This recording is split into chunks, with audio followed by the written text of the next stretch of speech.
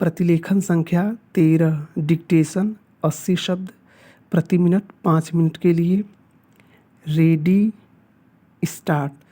महोदय, यदि कुछ अति उत्साही नेताओं, राजनीतिक पर्यवेक्षकों और मध्यस्थता को सदा तत्पर शांति दूतों के प्रयासों और बयानों को सत्य माना जाए तो यह धारणा बनाना गलत न होगा कि 5 दशक पुराने कश्मीर के मसले और 1947 के भारत-पाक विभाजन के बाद से दोनों में बिगड़े संबंधों को चुटकियों में सुलझाया जा सकता है, वह भी महज एलओसी अर्थात मौजूदा नियंत्रण रेखा को अंतर्राष्ट्रीय सीमा की मान्यता देकर।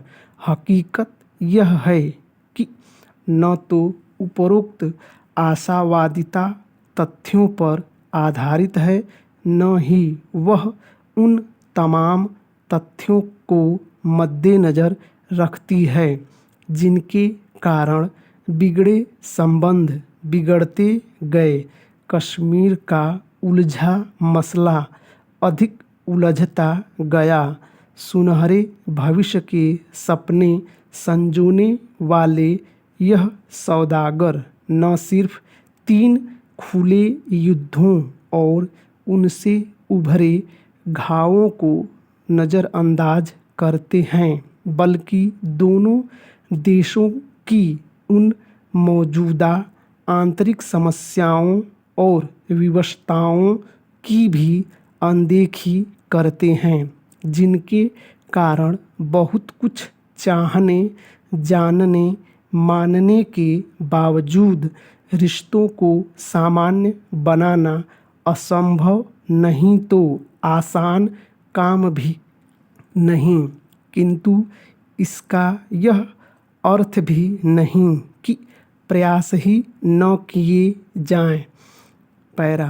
कारण इस दिशा में उठा हर कदम फासलों को निश्चय ही कम करता है। एक प्रकार से देखा जाए तो इन महानुभावों का उत्साह अकारण नहीं। संयुक्त मोर्चा सरकार की प्रधानमंत्री विदेश मंत्री जुगल जोड़ी ने पड़ोसी देशों के साथ संबंध सुधारने की दिशा में जो सफलता पाई है, उससे नई आशा अभिलाषा का संचार लाजमी रहा है। वर्षों की रसाकसी के बाद भारत बांग्लादेश के सिर्फ नदी जल विवाद का ही शांतिपूर्ण समाधान हुआ है, बल्कि उसके फलस्वरूप वर्षों से रिस रही चकमा समस्या के सुलटने की भी संभावना बनी है। व्यापार को भी एकाएक नई गति मिली है। नेपाल की काली नदी योजना पर काम शुरू होने पर इस प्रकार की दूसरी योजनाओं में भारत की दिलचस्पी और अपेक्षित सहयोग ने दोनों के मध्य नए पुल बनाए हैं। श्रीलंका से व्यापारिक सुधार के प्रयास हेतु भारत ने 2 दर्जन जिन्सों से अधिक पर कर कम करने का एकतरफा फैसला लिया है।